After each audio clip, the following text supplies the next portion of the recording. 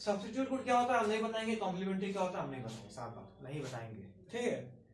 आप लोग हमको बताइए कॉम्प्लीमेंट्री क्या होता है।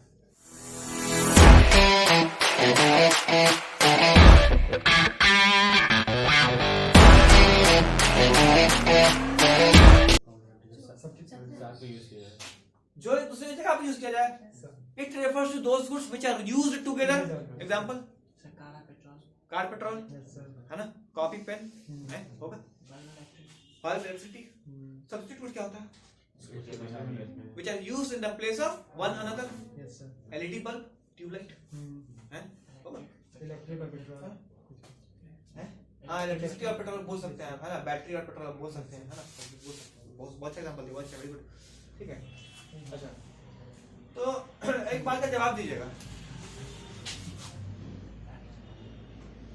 है ना, एकदम प्रैक्टिकल एग्जांपल लेते हैं ना, समझेंगे बाद में, पहले मतलब पढ़ेंगे बाद में, पहले ऐसी बात करते हैं, नॉर्मल बातचीत करते हैं, पढ़ते नहीं है।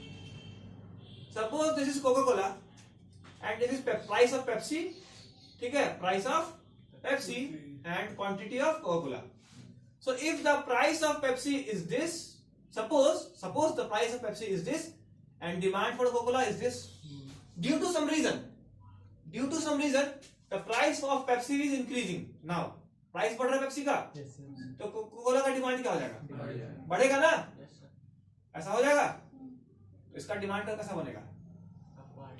अपवर्ड बन जाएगा। सॉरी टेढ़ा हो गया है ना, थोड़ा भावुक हो गए थे, ठीक है। डिमांड का कैसा बन जाएगा यहाँ पे? तो हम बोल सकते हैं सब्स्टिट्यूट गुड्स के केस में डिमांड कर्व कैसा होगा? अपवर्ड हो जाएगा। समझ में आ गया? एक्सप्रेशन नोट्स में है ना पूरा। दूसरा complementary good,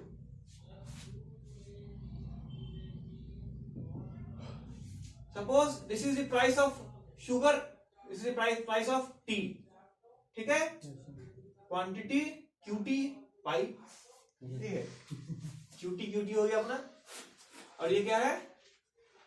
price of sugar, ठीक है। अगर प्राइस ऑफ शुगर बढ़ रहा है तो टी का डिमांड पे क्या असर होगा? कम होगा कम शायद। अगर चीनी का प्राइस बढ़ गया 10 गुना तो शुगर का प्राइस क्या होगा? सॉरी इसका डिमांड क्या हो जाएगा? चाय पत्ती का कम हो जाएगा ना। तो अगर ये प्राइस बढ़ाया मैंने, डिमांड क्या हो गया? तो ये डाउनवर्ड स्लोपिंग है ना।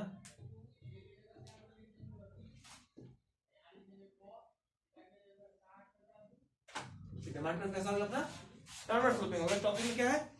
इतना ही है, बाकी उसका जो एक्सप्लेनेशन आप देख लीजिएगा, कर लीजिएगा, डेफिनेशन हो गया, ठीक है। अच्छा इसके बाद जो है एक और टर्म आता है क्रॉस डिमांड।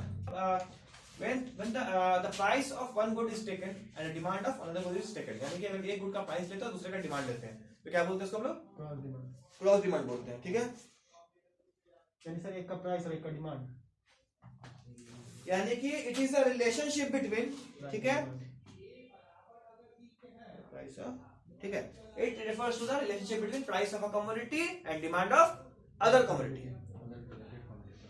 रिलेटेड वही अदर गुड बोलते हैं ना, यानी कि it refers to the price of commodity and demand of relationship in दोनों के बीच का देखकर क्या बोलते हैं? उसको क्रॉस डिमांड बोलते हैं, ठीक है।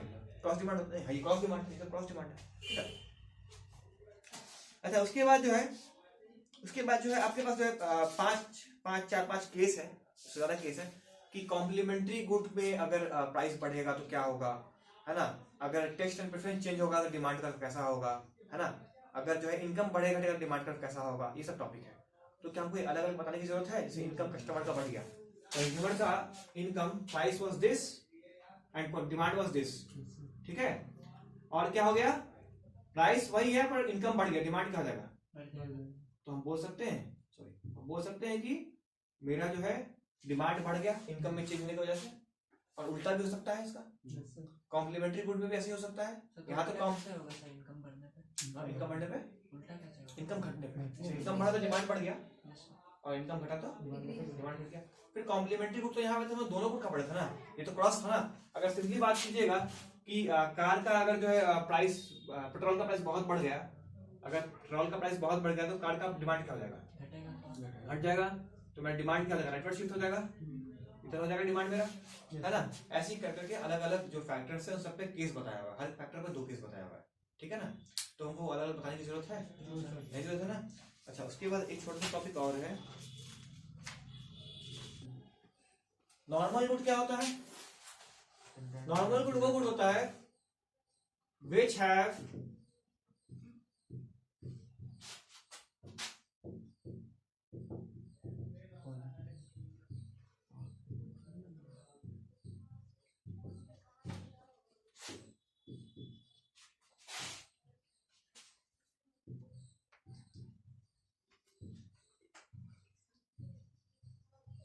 जिसका इनकम के साथ में और डिमांड के साथ में कैसा रिश्ता हो, पॉजिटिव हो। मतलब जैकेट का मेरा इनकम बढ़ेगा, जैकेट का डिमांड क्या होगा, है ना, बढ़ेगा। तो इन्फीरियर गुड क्या होता है, जहां पे नेगेटिव होता है, एक बार दूसरा घटे।